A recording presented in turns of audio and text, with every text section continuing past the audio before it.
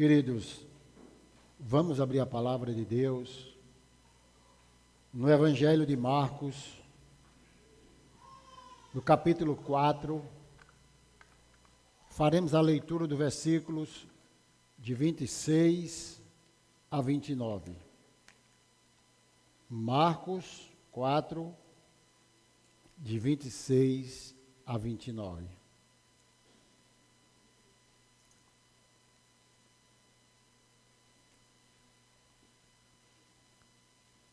Uma parábola pequena contada por Jesus com grande significado. A parábola da semente. Vamos fazer a leitura desse texto. Disse ainda: o reino de Deus é assim, como se o homem lançasse a semente na terra, depois dormisse e se levantasse de dia e de noite e de dia, e a semente germinasse e crescesse, não sabendo ela como. A terra por si mesma frutifica, primeiro a erva, depois a espiga, e por fim o grão cheio de espiga. E, quando o fruto já está maduro, logo se lhe mete a foice, porque é chegada a ceifa.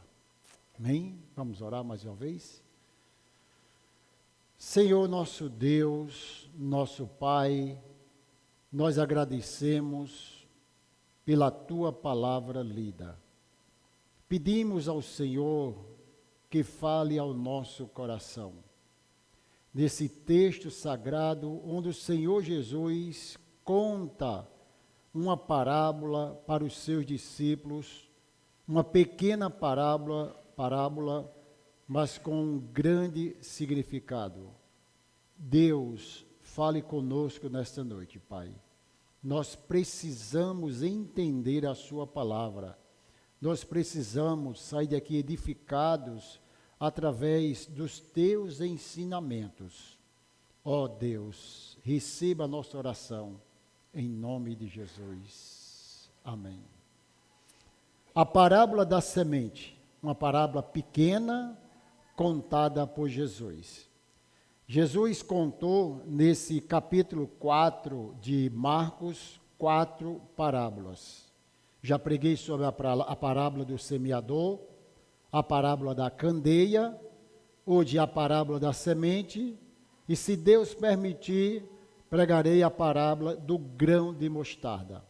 O que significa esses ensinamentos? Aqui não é um texto aleatório. Jesus não fala de coisas que não há conexão. Primeiro ele fala da parábola do semeador. A importância de semear a palavra, o trabalho daquele semeador, a terra que vai receber aquela semente, a importância, não é, da prudência de receber a palavra de Deus. E na parábola da candeia, ele vai trazer agora a importância de que os ensinamentos de Deus, eles não podem ficar escondidos, ocultos, como eu falei no sermão do domingo anterior. E na parábola da candeia, ele deixa bem claro que ninguém pode esconder a verdade do Evangelho. Era o que os fariseus, os religiosos da época, tentavam fazer, de esconder a verdade de Deus para aquelas pessoas. E Jesus, ele cita lá na parábola, dizendo que tudo que há escondido há de ser revelado. É que não se pode esconder a verdade de Deus do coração das pessoas. Na parábola da semente, nós vamos entender um pouquinho o segredo desta semente.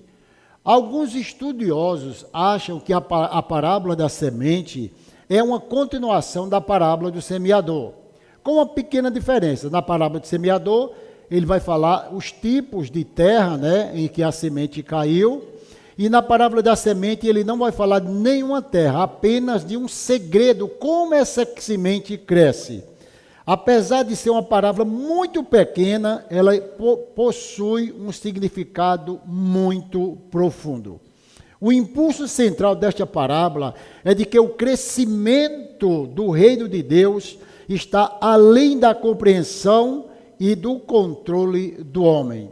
Como é que uma semente cresce no coração de uma pessoa?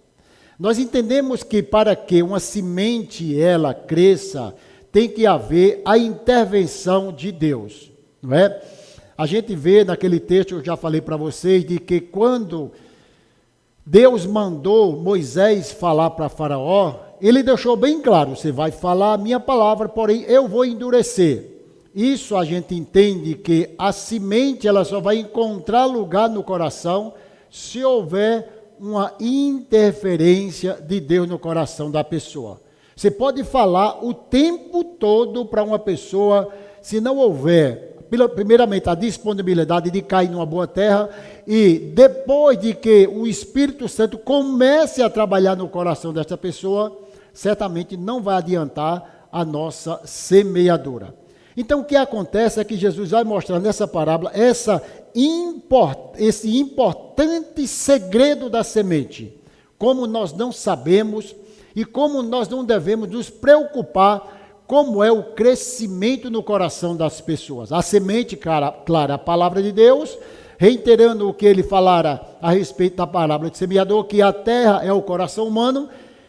Então nós não sabemos o que pode acontecer, como é que essa semente ela brota dentro do coração. E é exatamente esse segredo que ele vai mostrar para nós nesta parábola.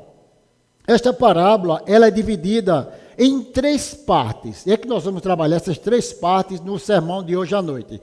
A primeira parte é exatamente no versículo 26, que fala do trabalho do semeador.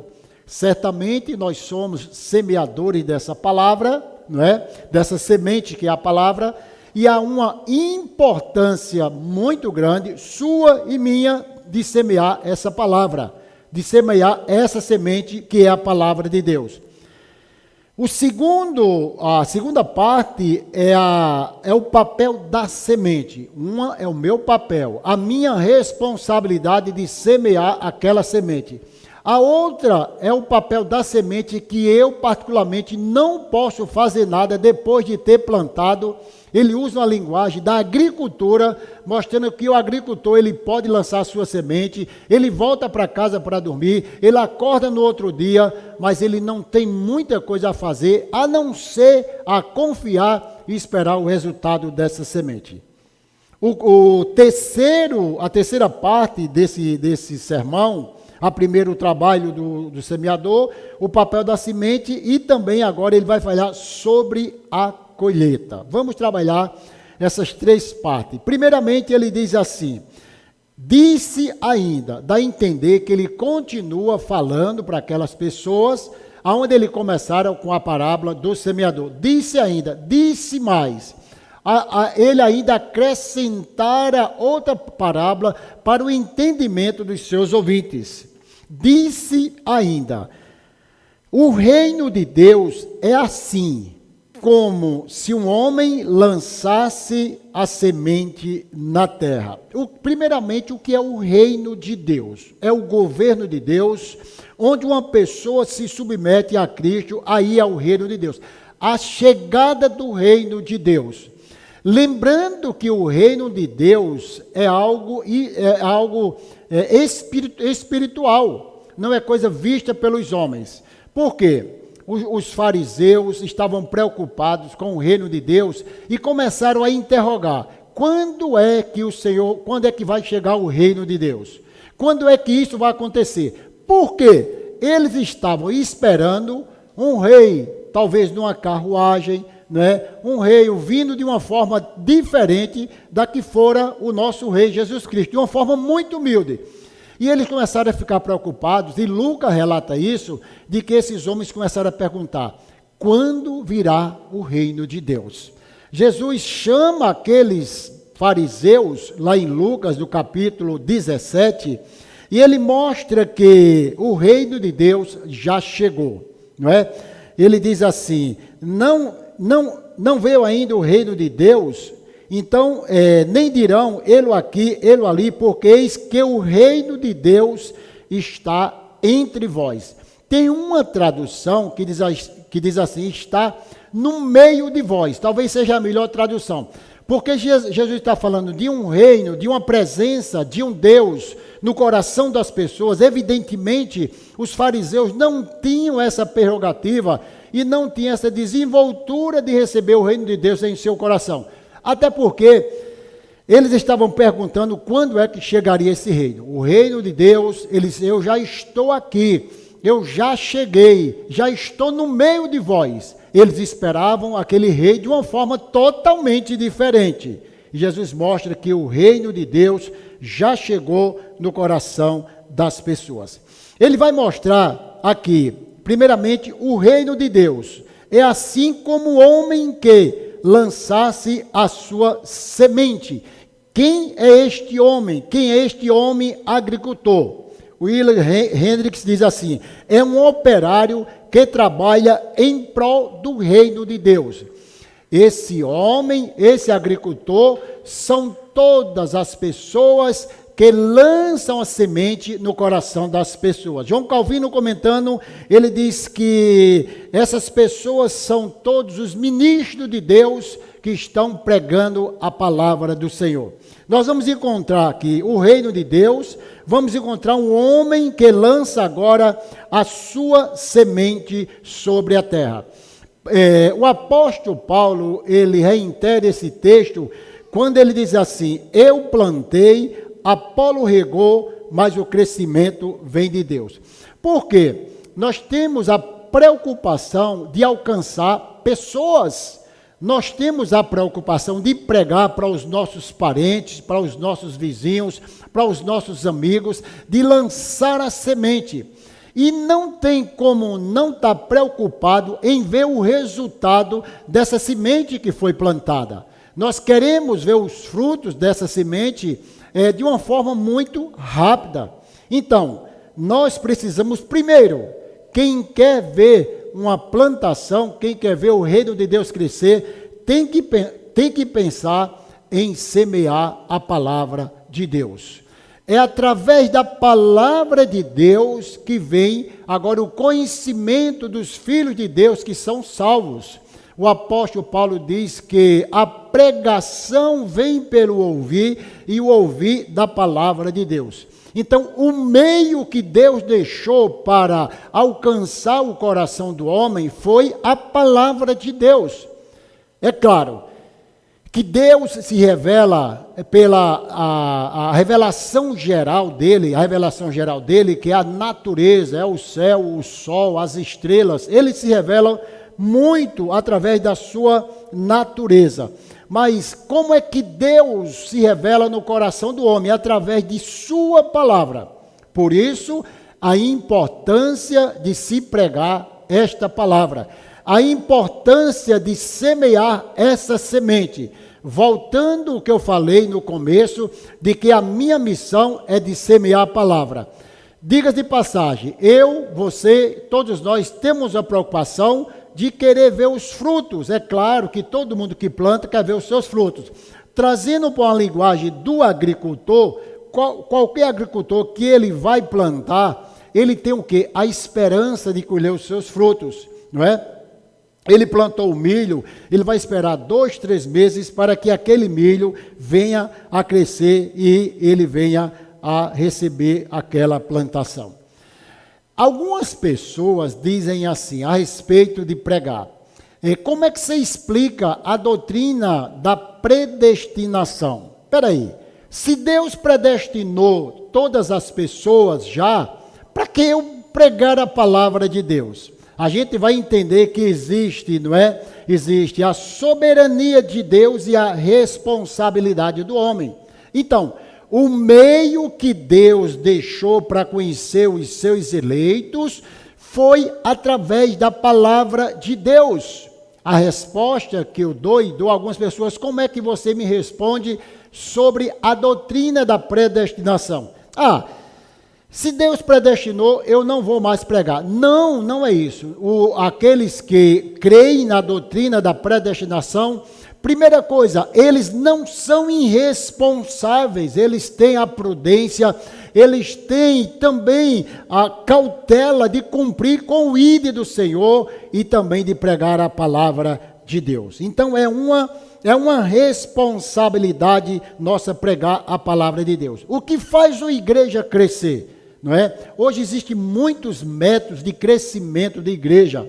Você vai ler N livros mostrando como a igreja crescer, como a igreja é saudável.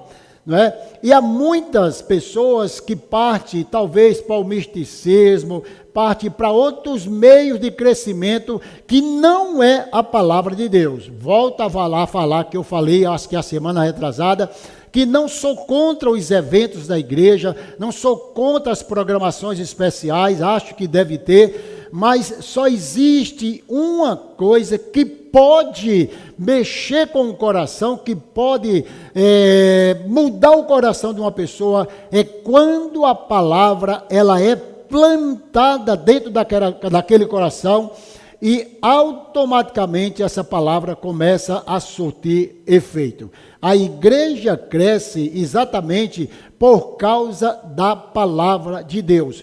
Se nós não pregarmos a palavra de Deus, a Bíblia diz que até as pedras clamarão e proclamarão a palavra de Deus.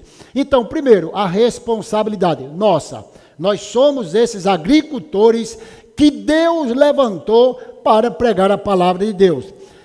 Quem diz isso de uma forma bem sincera é o apóstolo Pedro, quando ele diz assim, vós quem? Ele está se dirigindo a alguém, vive. Ele está dizendo, vocês que já foram escolhidos, vocês que já foram alcançados, vós, povo de Deus, vós, porém, sois raça eleita, já foi eleito, sacerdócio real, nação santa, povo de propriedade exclusiva de Deus. Para quê? Para que Deus fez isso? Para que Deus te alcançou? A fim de proclamardes as virtudes daquele que vos chamou das trevas para a sua maravilhosa luz. Alguém que está nas trevas, alguém que ainda não tem luz dentro do seu coração, certamente precisa ouvir a palavra, e nós somos esses agricultores que temos que pregar a palavra. A boa semente do Evangelho, ela é semeada no mundo através da palavra que é gerada no coração da pessoa. Agora, escute aqui duas realidades que eu vou falar em cima desse primeiro compromisso, que é o trabalho do agricultor. A primeira verdade é que só há colheita se houver semeadura. Não adianta. Você só vai colher se semear. Se ficar parado, você não vai receber nada. O sábio Salomão, ele falando a respeito disso aqui, ele diz assim, semeia a sua semente pela manhã, e à tarde não fique de braços cruzados, porque você não sabe qual irá prosperar, se esta, se aquela, ou se ambas. Então, o meu trabalho é de semear a palavra. Pense comigo, de que só podemos, a certeza é essa, só temos condição de ter uma colheita se semearmos a palavra de Deus. Enquanto não tivermos disposição para semear, não teremos frutos, não teremos lucros. Essa é uma primeira verdade em cima desse agricultor. A segunda verdade, sabe qual é? Ela é bem conhecida. Nós só vamos colher aquilo que plantamos. Não adianta. A Bíblia diz, porventura, colhe-se uvas do espinheiro, figo dos abrolhos. Assim, toda árvore boa produz bons frutos, e toda árvore má frutos. Não pode a árvore boa dar maus frutos, nem a árvore má dar bons frutos. O que é que nós entendemos? É que há uma realidade na plantação. Você só vai colher o que plantou. Isso aí ele pode ser aplicado em qualquer área da sua vida. Alguém pergunta esses dias, e eu vejo, eu acompanhando em redes sociais, perguntando ao pastor, e diz, como é que é essa situação? Tudo que nós fazemos aqui na terra, nós vamos pagar aqui ou vamos pagar quando chega lá? Não há dúvida de que tudo que nós plantamos aqui, que nós vamos plantar, nós vamos colher. Se são bons frutos, se são frutos ruins, aí é com cada pessoa. É bom pensar, não é? Como diz o ditado aí fora, que não está na Bíblia, não está na Bíblia. Aqui se faz, aqui se paga. É claro que nós entendemos que a misericórdia de Deus, que a bondade de Deus. Eu, particularmente, eu entendo de que o que eu planto, eu tenho que colher. Eu não posso fugir de uma plantação, eu não posso fugir de algo que eu fiz, de algo talvez até que tenha desagradado a Deus. É claro, falo, repito, de que a misericórdia de Deus é grande, de que Ele pode amenizar, não é? Para mim, essa situação e para você. Se você for estudar a história do rei Davi, Davi foi um homem que pecou contra Deus. Davi foi um homem que foi chamado o homem segundo o coração de Deus. Gente, olha que coisa maravilhosa. Alguém chegar a Tiago e dizer assim, você é o homem segundo o coração de Deus. Ele era amado por Deus, ele tinha temor a Deus. Mas infelizmente, como todos nós que pecamos, Davi ele comete um grande adultério. E aquilo ali lhe custou um preço muito alto, um preço altíssimo. E o que me deixa de cabeça baixa, e o que me deixa transtornado, é que Davi pede perdão a Deus, Deus perdoa os seus pecados, mas tem uma palavra dita pelo profeta Natan, que aquilo ali mexe com o meu coração, aquilo ali eu tenho dificuldade de entender, é quando ele diz assim, Deus perdoou os teus pecados, mas a espada jamais se apartará da tua casa. Em outras palavras, você plantou, você vai colher tudo o que você plantou. Você fez tudo de errado e você vai pagar um alto preço. Essa palavra foi dura, mas foi Deus que mandou para ele.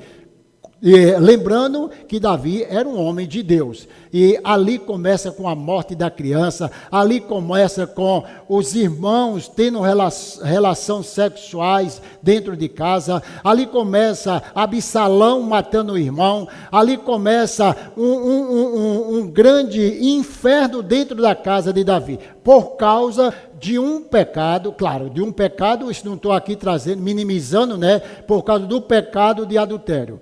E termina que o rei, ele é afrontado pelo seu próprio filho Absalão, onde tenta matá-lo, onde tenta destroná-lo, onde tenta agora tirar o rei de cena, e aí o rei paga um alto preço. Nós entendemos que é importante semear, mas o melhor é semear o que é bom. Semear a palavra, semear em nossas atitudes cotidianas, coisas boas, para que possamos usufruí-las, possamos não ter uma mente pesada, não chegar em casa e deitar com a consciência pesada que fizemos atrocidade, de que pecamos contra Deus. O bom é chegar em casa, deitar no travesseiro, claro, pede perdão a Deus e certamente Deus perdoa os pecados.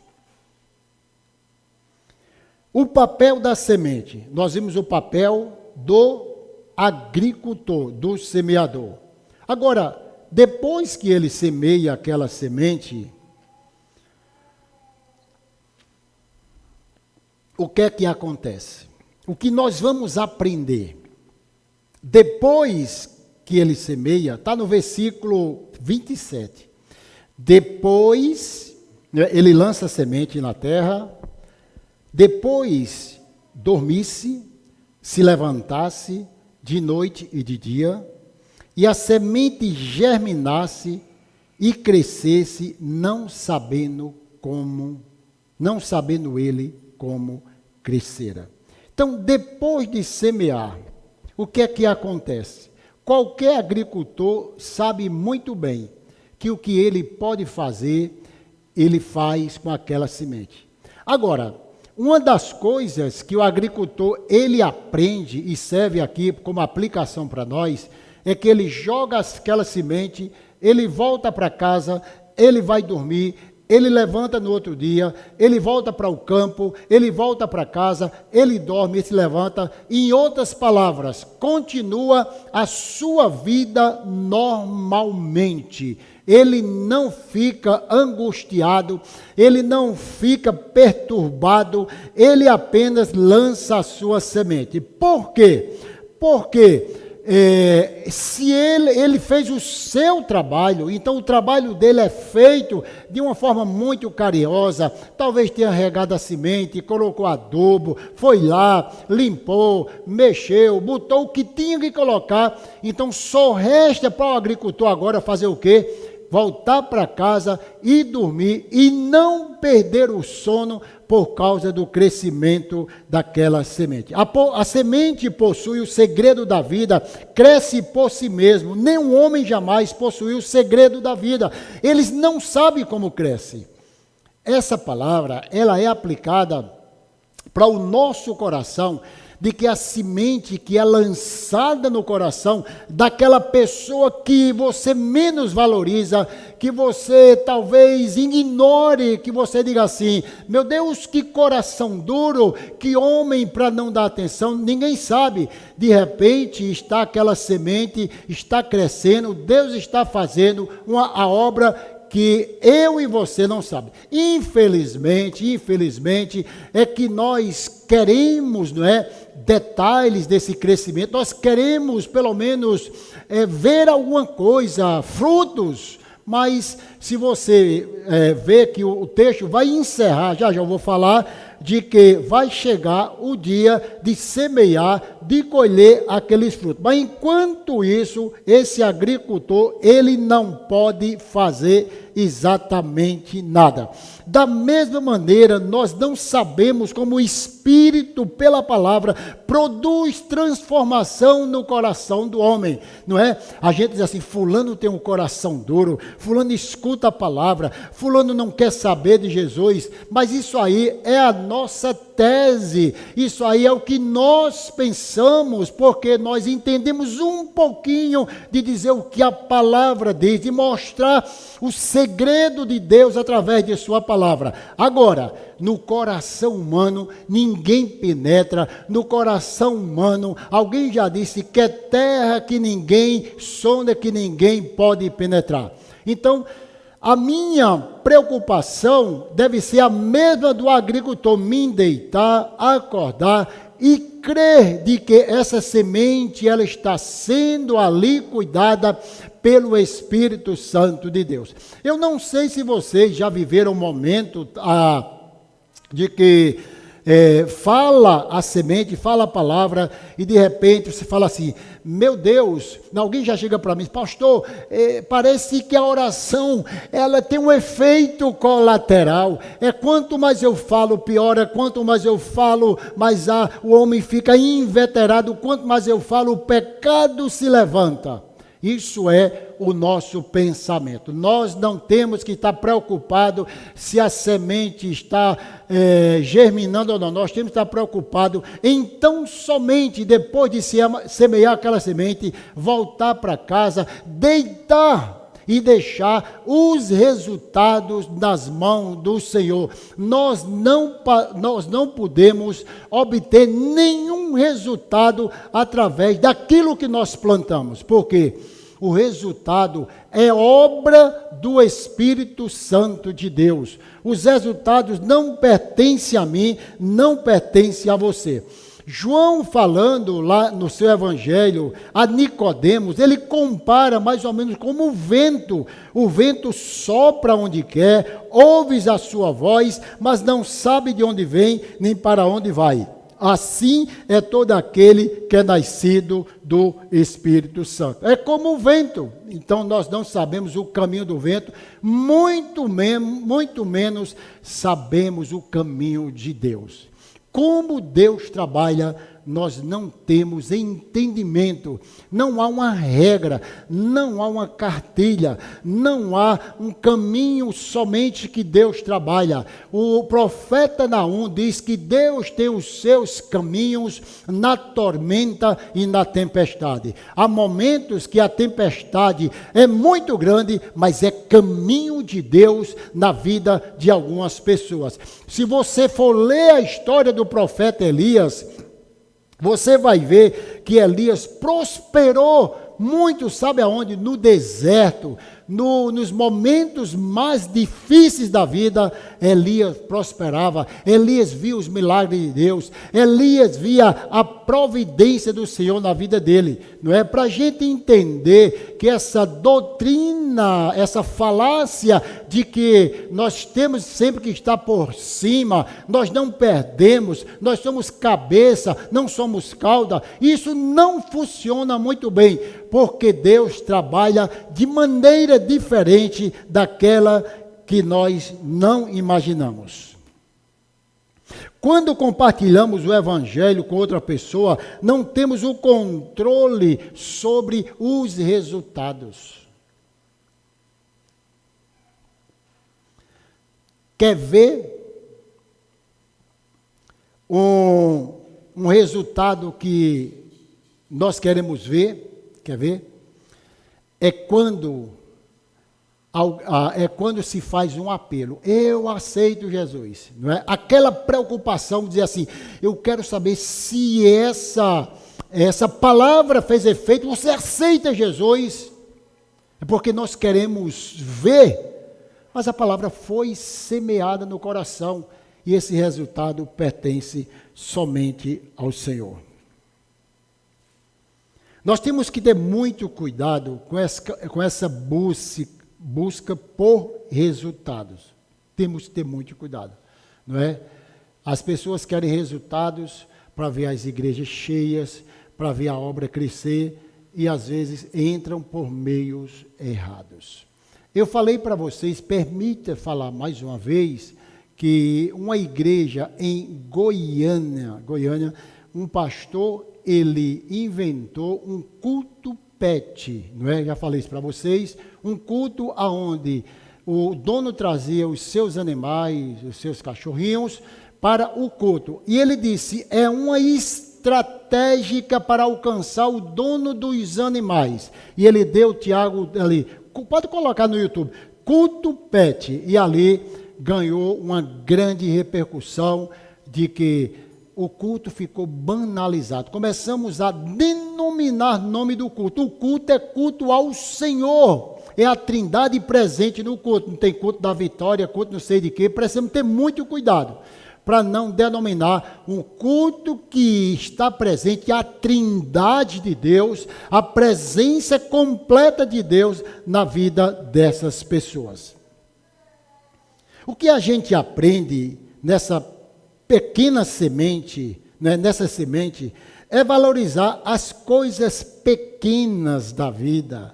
Eu vou me detalhar nessas coisas pequenas no próximo sermão, na parábola do grão de mostarda, que é a menor semente, não é? Eu vou trabalhar bem esse tema aqui. Mas também falando da semente, nós precisamos valorizar as pequenas coisas. O ser humano tem uma doença chamada megalomania, que é tudo grande. Não estou dizendo que você deve buscar os seus objetivos, você procura crescer.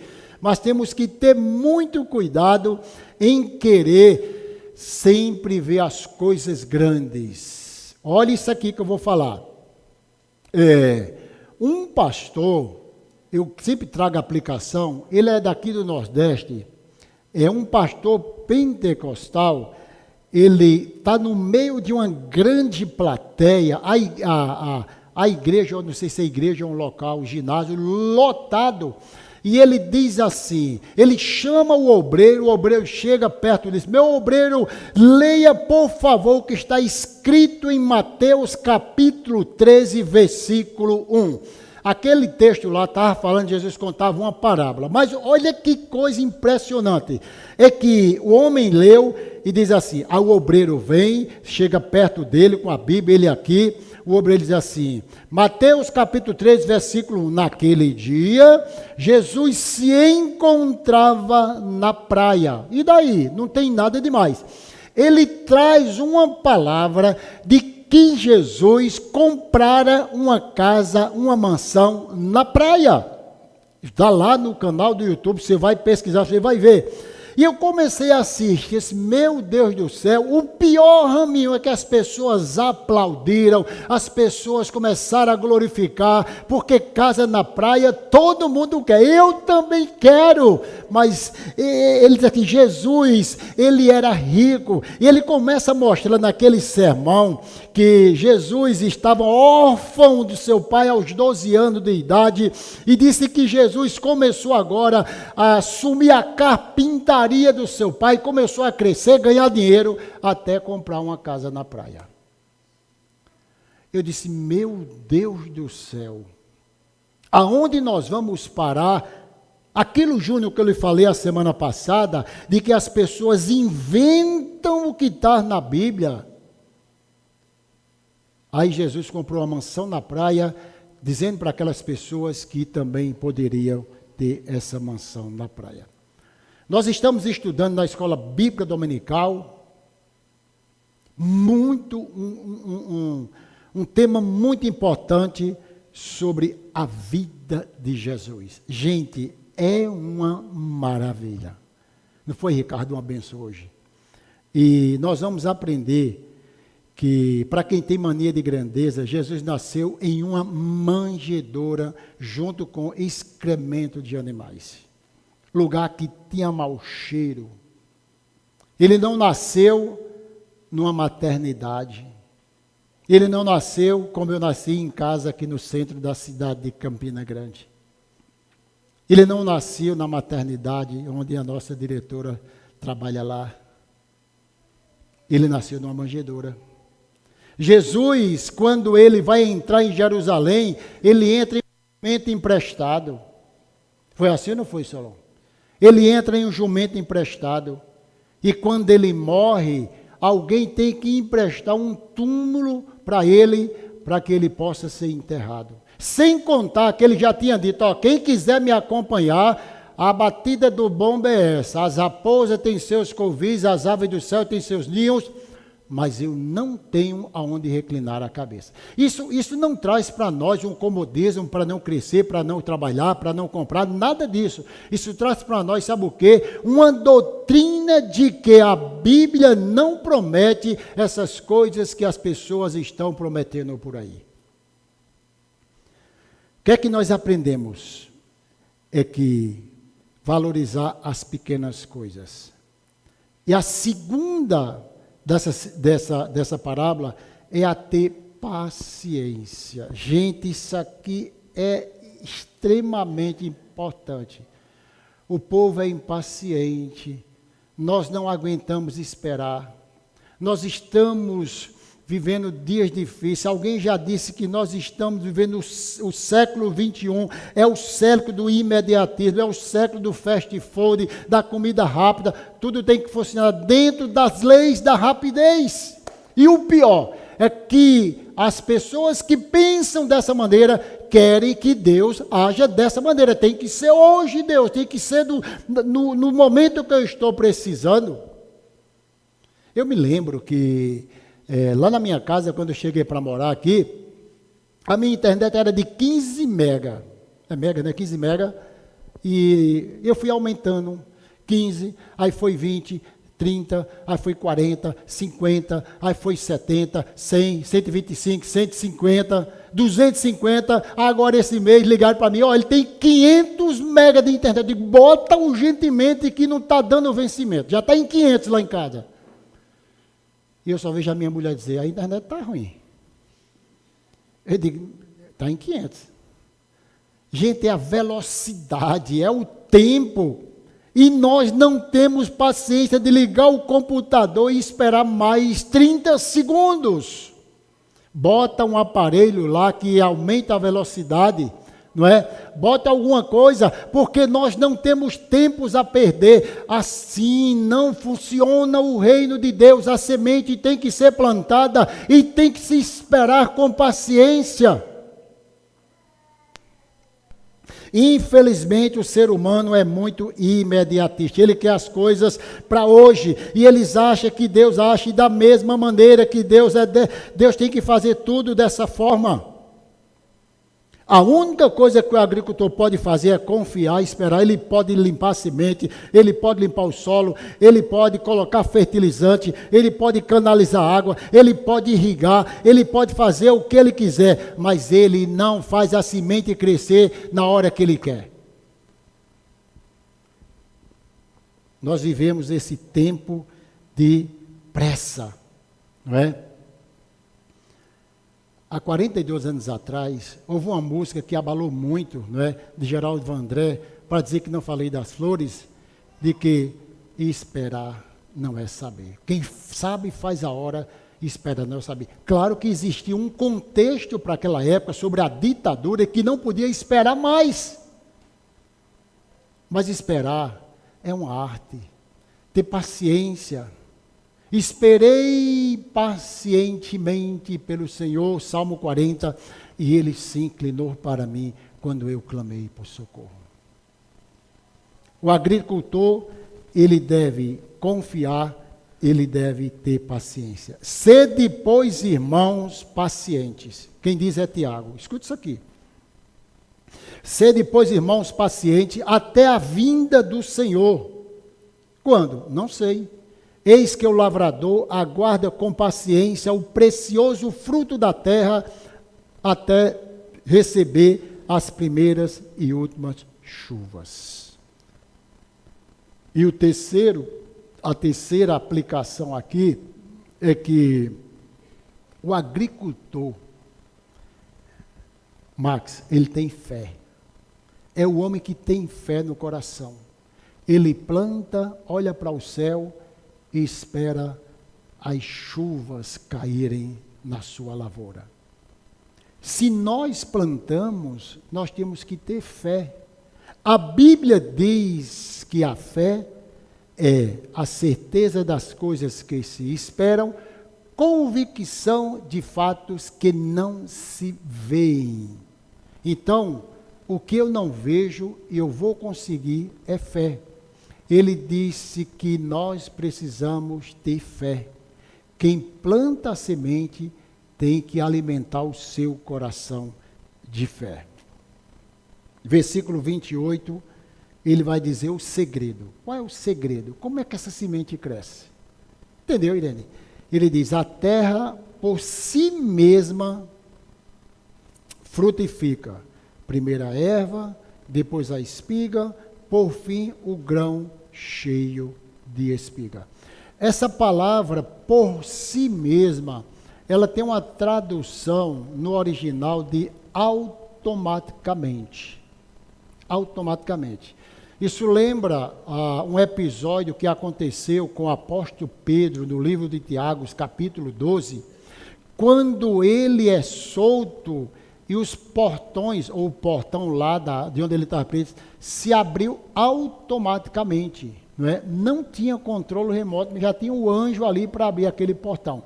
É a mesma palavra traduzida para o crescimento dessa semente, automaticamente. Em outras palavras, não tem a mão do homem, não tem nada que eu possa fazer mais, além de plantar esta palavra, porque automaticamente ela vai produzir. O apóstolo Paulo, escrevendo aos Filipenses sobre a salvação, ele diz assim: estou plenamente certo de que aquele que começou a boa obra em vós há de completar até o dia de Cristo Jesus. Quem começa a obra é Deus. Quem vai concluir a obra é Deus. Não podemos fazer nada. Ele diz, a expressão que há de completar é dizer, apresentará a obra completa. Enquanto nós estamos preocupados em fazer alguma coisa, precisamos descansar e dizer assim: Deus, a obra no coração do homem é de Deus, exclusivamente de Deus. Se Deus não for lá e mexer com aquele coração, em vão é o nosso trabalho. Salomão diz assim: a vereda do justo é como a luz da aurora, que vai brilhando, brilhando, brilhando mais e mais, até ser um dia perfeito. Tenha paciência, caminhe, plante, ande, confie e saiba de que é Deus o responsável pela semente que foi lançada no coração das pessoas. E por fim, agora ele vai falar sobre a parte mais importante na vida do agricultor. Qual é? Quando ele vai agora colher os seus frutos. Essa é a parte que todos nós sonhamos, de ter os frutos presentes em nossa vida, de contemplar a obra de Deus em nossa família, em nossa casa, nos nossos filhos, nos nossos familiares. Quando as espigas ficam maduras, 29, o homem começa a cortá-la com a foice, pois chegou o tempo da colheita. O salmo que eu li para vocês, o Salmo 126, ele fala muito bem quando ele diz assim: os que com lágrimas semeiam, com júbilo ceifarão.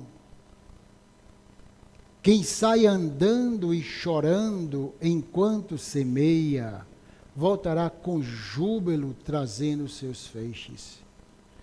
As nossas lágrimas, Deus tem visto. As nossas orações na calada da noite têm sido ouvidas por Deus. Nós estamos semeando em lágrimas, não é? Uma semente em pró, talvez, de um parente, de um filho, de uma pessoa qualquer. E o salmista diz que nós voltaremos com os nossos feixes, com os nossos molhos, para a glória do Senhor Jesus. Cristo é Ele que dá a vida eterna. O interesse final do semeador é a colheita. Lançar a foice e agora colher os seus frutos. Não é verdade? Entendendo que, mesmo sendo nesta colheita, nós ainda precisamos de que Deus esteja trazendo para nós o resultado da obra que nós estamos fazendo. Sede abundante na obra do Senhor, sabendo que o seu trabalho não é vão. A semente, ela cresce, mas não cresce no dia que eu quero. A semente, ela cresce, mas ela cresce no dia que Deus quer. E para concluir, os leitores de Marcos precisavam deste encorajamento. Eles viam muitos problemas e poucos resultados em seus trabalhos. Não é? É ruim quando a gente trabalha que não vê resultado. Não é? O grande missionário Hudson Taylor, ele disse que há 3 qualificações para o missionário: paciência, paciência e paciência. Sede paciente. Sabe por quê? Porque a impaciência não vai acelerar o que Deus vai fazer na sua vida, nem na vida de outra pessoa. A impaciência que toma de conta do nosso coração só traz desgosto, angústia, perder o sono, perder o apetite, perder a paz, perder a alegria. É isso que traz a impaciência. É por isso que a Bíblia diz: sede paciente.